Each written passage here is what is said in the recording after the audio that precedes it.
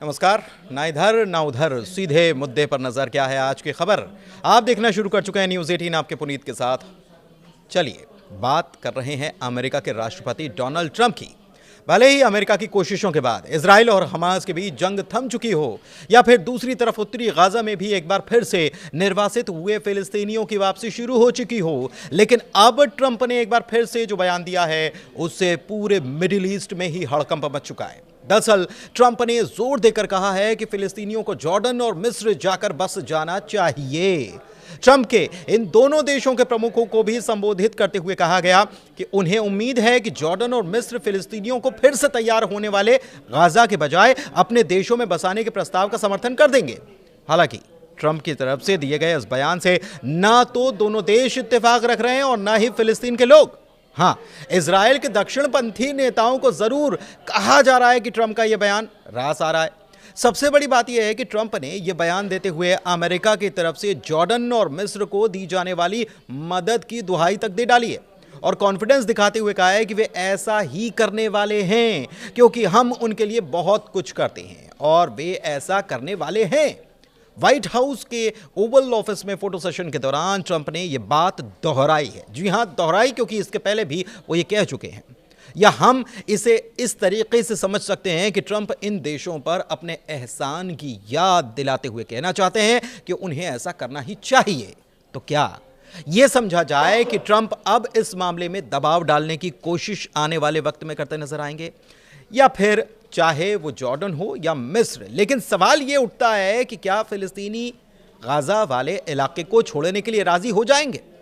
वैसे हालात की अगर बात की जाए तो गाजा में हालात काफी बिगड़े हुए हैं। 70% गाजा का इलाका मलबे के ढेर में तब्दील हो चुका है। 7 अक्टूबर 2023 को हमास की तरफ से इजराइल पर जो अटैक हुआ उसमें 1200 लोगों की मौत हुई और उसके बाद इजराइल ने हमास का नामो निशान मिटा देने की कसम खाई थी और युद्ध शुरू कर दिया था। करीब 15 महीने तक चले संघर्ष में गाजा में ही 47,000 से ज्यादा लोगों ने अपनी जान गंवाई है, जिसमें छोटे छोटे बच्चे भी शामिल हैं। दूसरी तरफ गाजा में स्कूल से लेकर अस्पताल तक सब तबाह बर्बाद हो गया। ऐसे में गाजा उजड़ा है, वीरान है। तो क्या फिर भी गाजा में लोग लौटना चाहते हैं? इसका जवाब है हां। लोगों ने क्या कहा यह आपको हम जरूर बताएंगे, लेकिन उसके पहले ट्रंप के बयान को समझते हैं।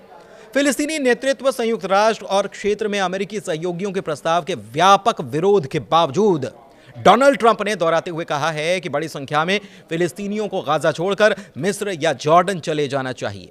पत्रकारों ने जब उनसे सवाल किया तो उनका कहना था कि वो गाजा के फिलिस्तीनियों को ऐसे क्षेत्र में लाना चाहेंगे जहां पर वो बिना किसी व्यवधान, क्रांति और हिंसा के रह पाएं। हालांकि यह साफ है कि मौजूदा अमेरिका नीति और अंतर्राष्ट्रीय कानून भी इसकी इजाजत देता नहीं है, लेकिन अब पूरा अरब इजराइल और फिलिस्तीन के बीच चल रहे संघर्ष के समाधान के लिए इस सुझाव को खारिज कर रहा है, जबकि इजरायली दक्षिणपंथियों ने कहीं न कहीं इसे स्वीकार किया या उनको यह रास आ रहा है। बताएं कि ट्रंप जल्द ही अपने इजरायली समकक्ष यानी कि वहां के प्रधानमंत्री बेंजामिन नेतन्याहू से मुलाकात करने वाले हैं।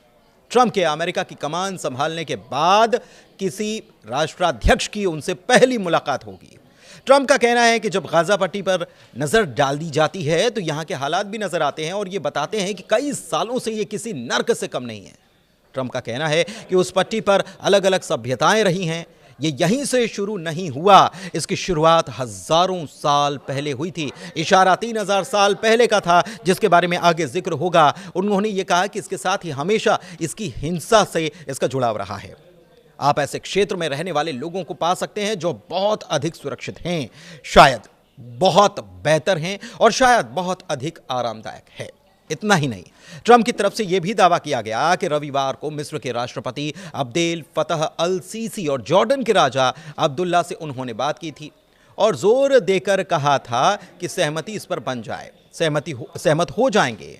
हालांकि आपको बताएं कि अम्मान और काहिरा दोनों अब तक इस बात पर अड़े हैं कि ट्रंप का सुझाव गैर स्टार्टर है। मिस्र की मीडिया में मंगलवार को जो खबरें आई उसमें यह दावा किया गया था कि सीसी ने ट्रंप से बात ही नहीं की। उधर गाजा की बात करें तो यहां का 70% बुनियादी ढांचा मटिया मेट हो चुका है। 2.3 मिलियन आबादी गहरे संकट में, 15 महीनों में 47,000 लोगों की मौत हो चुकी है और 90% लोगों को अपने घरों से विस्थापित होना पड़ा है। लेकिन उसके बाद भी हाल में जब इजराइल ने इस इलाके की बात की जाए तो हाल में जब इजराइल ने इस इलाके में प्रवेश करने के लिए, उत्तरी गाजा के इलाके में प्रवेश करने के लिए नेट्जारिम कॉरिडोर को खोला तो यहां से हजारों की तादाद में लोग फिर से अपने घरों की ओर लौटते नजर आए। लेकिन दूसरी ओर टाइम्स ऑफ इजराइल की तरफ से खबर सामने आई और इस खबर के मुताबिक सुरक्षा कैबिनेट के मंत्री ने अपना नाम न बताने की शर्त पर यह बताया कि ट्रंप की तरफ से यह बयान शायद इसीलिए आया ताकि इजरायली प्रधानमंत्री बेंयामिन नेतन्याहू की इजराइल में मजबूती और कुर्सी दोनों बरकरार रह सके। उनकी सरकार के ऐसे सहयोगी जो कि बंधकों के रिहाई और युद्ध विराम समझौते के बाद गठबंधन को अस्थिर कर चुके हैं, वो एक बार फिर से उनके ही पाले में आ जाएं। उधर ट्रंप के बयान के बाद अगर फिलिस्तीन की बात करें तो फिलिस्तीनियों ने संयुक्त राज्य अमेरिका के राष्ट्रपति डोनाल्ड ट्रंप के गाजा पट्टी से विस्थापित होकर मिस्र और जॉर्डन भेजे जाने के प्रस्ताव की कड़ी निंदा की है। वो कह रहे हैं कि हम इस बात पर जोर देते हैं कि फिलिस्तीनी लोग कभी भी अपनी जमीन या अपने पवित्र स्थानों को छोड़ेंगे नहीं और हम 1948 और 67 की आपदाओं की पुनरावृत्ति की अनुमति भी नहीं देंगे। हम लोग दृढ़ रहेंगे, अपनी मातृभूमि नहीं छोड़ेंगे।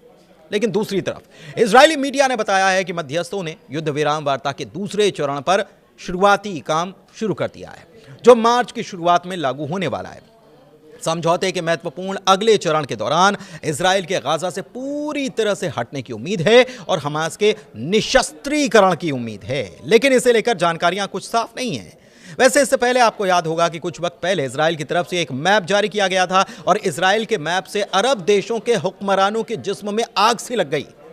इजराइल के इस प्लान से ऐसा भी नहीं कि अरब मुल्क पहले से अनजान थे, लेकिन अब तो उसने मैप जारी करके खुलेआम ग्रेटर इजराइल बनाने का ऐलान कर दिया है। दरअसल इजरायली शासन की तरफ से अरब मुल्कों को मैसेज देते हुए एक मैप जारी किया गया जिसमें लेबनान, जॉर्डन, सीरिया, इराक, फिलिस्तीन, मिस्र और यहां तक कि सऊदी अरब तक के इलाकों को शामिल किया गया है। इस पूरे प्लानिंग का नाम है the greater Israel plan. Israel के विदेश मंत्रालय ने सोशल मीडिया पर एक पुराना नक्शा जारी किया और यह कहा कि वो इजराइल को ग्रेटर इजराइल बनाने के लिए प्रतिबद्ध हैं। ग्रेटर इजराइल का मतलब अब अखंड इजराइल से है, जिसमें लेबनान, जॉर्डन, सीरिया, इराक, फिलिस्तीन, मिस्र और सऊदी अरब के कई इलाके शामिल हैं।